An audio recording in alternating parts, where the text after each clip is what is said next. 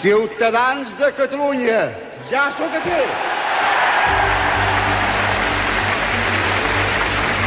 En estos días trascendentes, difíciles y tristes para Cataluña y España, se han cumplido sin celebración posible, dadas las circunstancias, 40 años del regreso del honorable Josep Tarradellas, 4 décadas de la restitución de la Generalitat antes de aprobarse la propia Constitución y 40 de los pactos de la Moncloa, paradigma del espíritu pactista y de concordia de los políticos tan dispares que iniciaron la transición.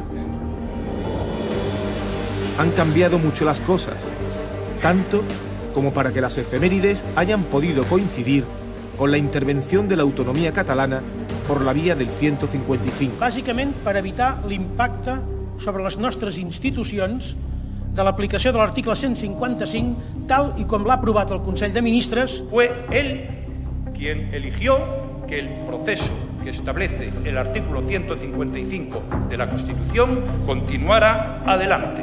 Él y solo él. Juego de tiempos, partidas de doble baraja, de cartas marcadas, argucias, estrategias, ambigüedades, aplazamientos, políticas de burofax que agotan los plazos.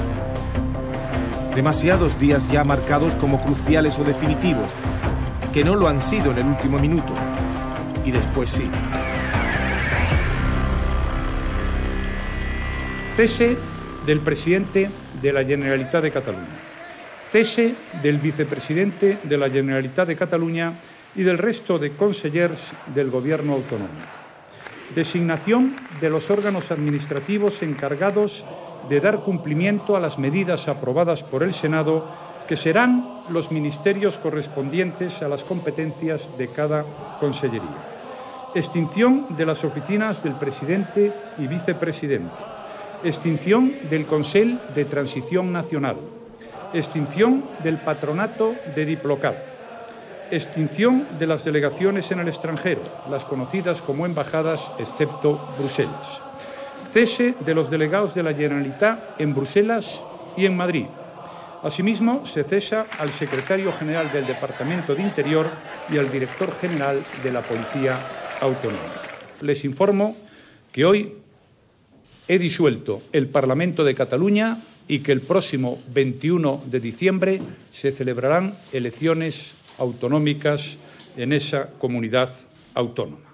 La mejor manera de defender las conquistas que hemos conseguido hasta hoy es la oposición democrática a la aplicación del artículo 155, que es la consumación de una agresión premeditada contra la voluntad de los catalanes que de manera muy mayoritaria y a lo largo de muchos años nos hemos sentido una nación de Europa. Constituïm la República Catalana com a estat independent i sobirà de dret democràtic i social. Disposem l'entrada en vigor de la Llei de Transitorietat Jurídica y Fundacional de la República. 70 diputados de 135, en la única votación secreta de la jornada, decidieron hacer efectiva la declaración unilateral de independencia en un salón de plenos a medias por la ausencia de los grupos parlamentarios no independentistas. Carles Puigdemont no habló en el pleno, sí en la escalera interior del Parlamento. Ciutadans de Catalunya. Una llamada 40 años después de Tarradellas, muy aplaudida, aunque solo por una parte de los ciudadanos de Cataluña. El resultado de la votación es presente 261, votos emitidos 215, sí 214, no ninguna abstención. Una queda aprobado. El Senado, poco después, daba luz verde al Gobierno para la aplicación del artículo 155 de la Constitución española. Las últimas 48 horas, que se esperaban decisivas, volvieron a escenificar idas y venidas, pasos adelante y marchas atrás, y el poder de la calle. Del anuncio de convocatoria de elecciones autonómicas y la renuncia a la DUI, con la que parecía una mediación trascendente del PNV y otros actores como el PSC, se pasó en pocas horas a la vuelta atrás del camino sin retorno, a la coacción federal y a posturas inamovibles pese a los gestos. És una aplicació fora de la llei, abusiva i injusta. Contra lo que algunos pretenden Lo que amenaza hoy a Cataluña no es el artículo 155, sino la actitud del Gobierno de la Generalitat. Del desencuentro a la ruptura. ¿Y ahora? ¿Qué pasará? No lo sé. Lo que digo es que esto es consecuencia de una estrategia planificada que es de libro cuando se quiere plantear este tipo de golpe. Es decir, la utilización, periodo de entreguerra, la utilización del poder institucional y de la calle. Pues es un escenario evidentemente difícil, porque aunque la cobertura constitucional y legal del 155 están perfectamente limpias, su aplicación lógicamente va a suscitar problemas. Problemas porque hay una estrategia catalana de ocupar la calle, sectores radicales, una dinámica de exaltación y eso, apagarlo así de forma instantánea no es posible. La coerción federal implica que se nombra una autoridad especial para ese territorio, en este caso para esa comunidad autónoma. Si se nombra una autoridad especial quiere decir que la anterior es destituida, lógicamente. Los dirigentes del gobierno catalán dicen que no van a obedecer, que la policía no va a obedecer las órdenes que vengan del gobierno legítimo. Tenemos un fracaso grandísimo, es decir, un fracaso enorme, pero el precio puede ser muy alto. Y sobre todo, el coste de la fractura social. Se ponen en una situación ajurídica. Si ellos hacen una declaración unilateral de independencia, si tuvieran una fuerza militar para respaldar esa declaración unilateral de independencia, bueno, yo tengo una fuerza militar, ocupo el territorio y el que quiera venir ya que se la tenga, que nosotros lo repeleremos. Pero sin fuerza militar que respalde esa declaración unilateral de independencia, ustedes no son nada. Se han puesto en una situación de vacío jurídico en la que no tienen derecho a absolutamente nada. La comunidad internacional, especialmente Europa, ha reiterado el apoyo al gobierno de España y rechazado la vía independentista. La unilateralidad no cabe en la Unión Europea por definición. En una comunidad jurídica no cabe la unilateralidad. Nada más que caben las relaciones jurídicas consensuadas. En consecuencia, una independencia pactada cabe, una declaración unilateral de independencia es incompatible. Entonces, con una declaración unilateral de independencia no se puede ir más allá del Ebro, porque el Estado no te la reconoce, y más allá de los Pirineos, porque no te la reconoce tampoco nadie. Hasta llegar a esta situación insólita en la historia de nuestra democracia, han sido muchos los actores en el escenario con intereses contrapuestos. Si a esto se suma el clima de crispación y la polarización de la sociedad española en general y catalana en particular, se hace difícil el entendimiento para llevar a cabo reformas que afectan al conjunto del Estado. Toda Constitución es reformable y el debate sobre la reforma de la Constitución está siempre abierto. Lo que pasa es que cuando se trata de, digamos, responder constitucionalmente a pretensiones de ciertos territorios, antes de preocuparse de cómo darle forma jurídica, hay que preguntar cuál es el grado de legitimidad que tienen las pretensiones de esos territorios. No es la reforma la respuesta al conflicto, porque no se puede hacer una reforma en estas circunstancias. Porque yo monto un pollo y entonces hay una reforma a la Constitución. No. Pero sí es un indicador de que ya deberíamos de haber hecho reforma a la Constitución y que deberíamos de estar en una situación que no permitiera que surgiera este conflicto.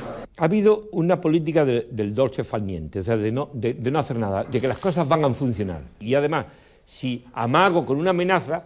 Diferencias aparentemente insalvables, posturas enfrentadas y opuestas como las que se dan en esta etapa, se vivieron en los comienzos de la transición, en un contexto muy distinto, más complejo, pues se buscaba la democracia tras décadas en las que hablar de franquismo no era oportunismo ni retórica, era la realidad.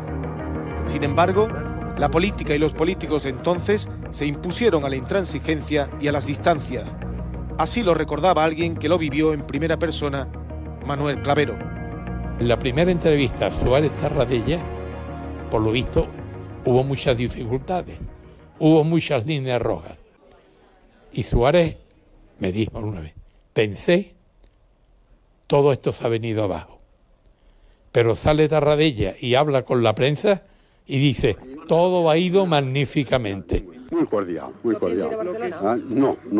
¿Regresa a París? No, regreso a París. ¿Está contento de la entrevista? Sí, muy cordial y muy contento. La pasión por las grandes palabras se sustituyó por algo que es más sencillo, que es el principio de precaución. Es no adoptar decisiones cuyo riesgo de fracaso no está compensado por las expectativas de éxito. principio de inclusión, el caben todos y sobre todo un pacto social. No se olvide que lo que hicimos llevaba de suyo los pactos de la Moncloa, de los que se cumplen ahora precisamente 40 años. Una situación crítica en la relación y el entendimiento de Cataluña con España, como la que ocurre ahora, fue pronosticada por Josep Tarradellas en 1981. Sin responsabilidades ya de gobierno, el expresidente, en una carta remitida a La Vanguardia, auguraba un nuevo clima que podría conducir más adelante a la ruptura de los vínculos de comprensión, buen entendimiento y acuerdos entre Cataluña y el gobierno. Tarradellas, en aquella misiva, hacía una dura crítica a las primeras medidas del gobierno de Jordi Pujol, denunciaba el victimismo y aconsejaba a las autoridades catalanas que no se condujeran ni con orgullo ni con frivolidad. De lo que es expresiva esa carta, amén de la actualidad que tiene, es que él empieza a advertir que su sucesor está comportándose de una manera desleal. Los partidos nacionalistas practican, cuando están en las democracias, una semideslealtad. Y cuando esas democracias entran en una crisis profunda, pues entonces aparece su deslealtad al sistema. Es decir, y lo que se plantean es romper con el sistema, básicamente planteándose su independencia. De ahí la carta de Tarradellas. Tarradellas había vivido la guerra. Tarradellas había vivido un exilio muy grande. Las cartas intercambiadas en los últimos días entre Puigdemont y Rajoy convierten ahora en profético, 36 años más tarde, el anuncio del expresidente en cuanto al desencuentro y la ruptura. Más que cartas de carácter personal, interpersonal, con ese deseo inicial de llegar a acuerdos, era evidente que era más bien un reforzamiento, digamos, una especie de teatro público en el que se refuerzan las posturas.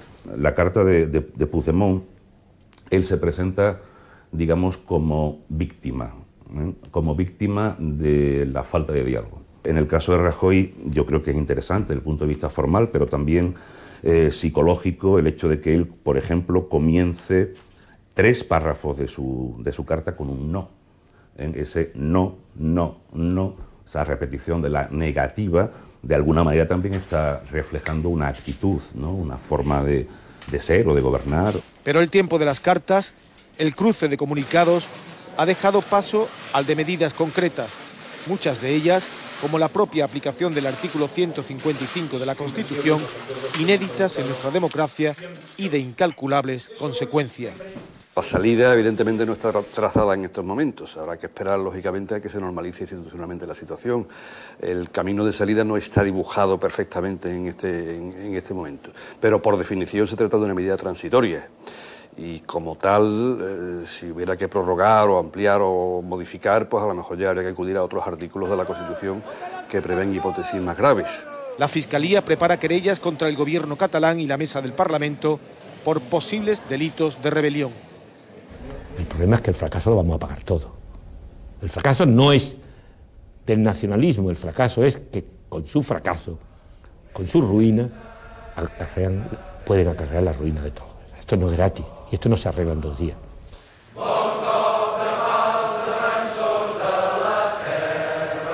La incertidumbre continuará instalada en el pueblo de Cataluña y en el resto de España, por cuanto se desconocen los efectos y cómo evolucionará esta situación desconocida. Aunque ahora, jugar con los tiempos o los movimientos sobre el tapete, las dobles barajas, las cartas marcadas o la ambigüedad calculada ya no valen, pues las partes han llevado hasta el final sus desafíos.